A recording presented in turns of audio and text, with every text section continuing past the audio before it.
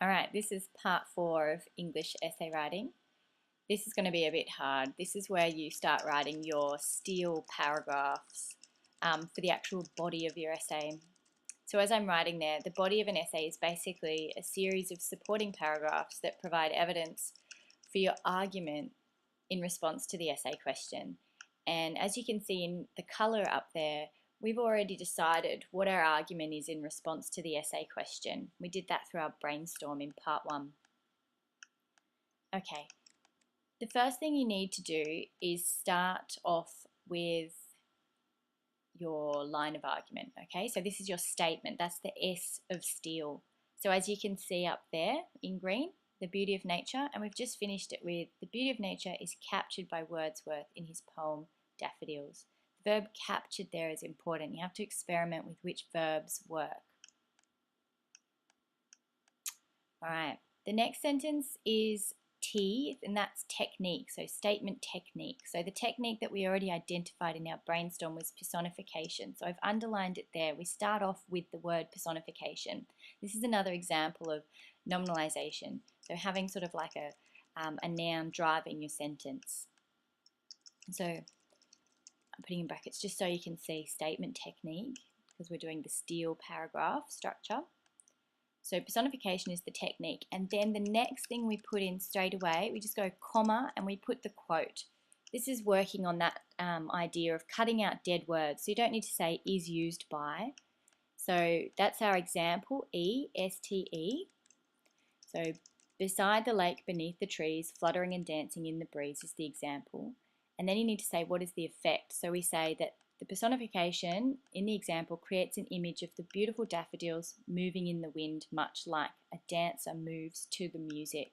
So you need to do a bit more brainstorming just to work out what is the effect of that technique. Do we imagine something? Do we feel something? Do we think something? So I've put in brackets effect. And then the last part is link.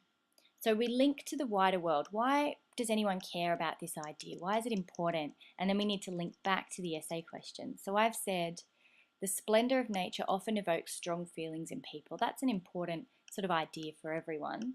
And then I've said, and the reader can appreciate the joy that Wordsworth feels towards nature, because that links back to the essay question. So I'm not going to talk through the next paragraph. I just want you to watch what's happening and see if you can identify the steel. Oh, just before I do, that's a connective. We use connectives to say, you know, there's something else that we're going to be talking about in the second paragraph. So the freedom of nature is also, a connective is a joining word. You know, you're sort of joining the two paragraphs together through the use of the word also. And I'll provide you in class with a list of connectives that you might want to choose from. So just have a look at what I do in this paragraph.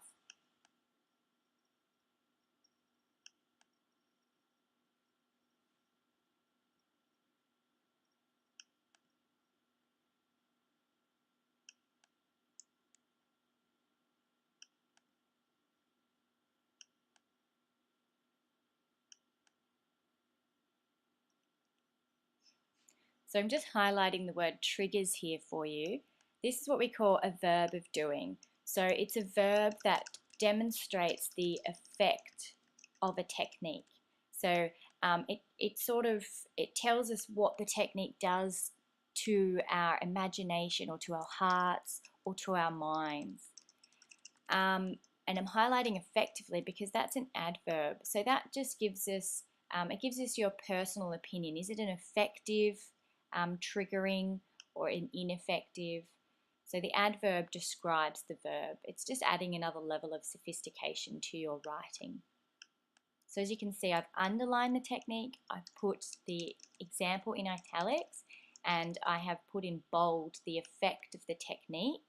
And the effect goes over 2 sentences here because I want to say a lot. The number of flowers is exaggerated in the image to accentuate the liberty of the flowers as they bloom freely and seem to create a border between the land and water. Okay, so nature is often unrestrained. That's the link to the wider world. And clearly Wordsworth admires the daffodils for their freedom, links to the question.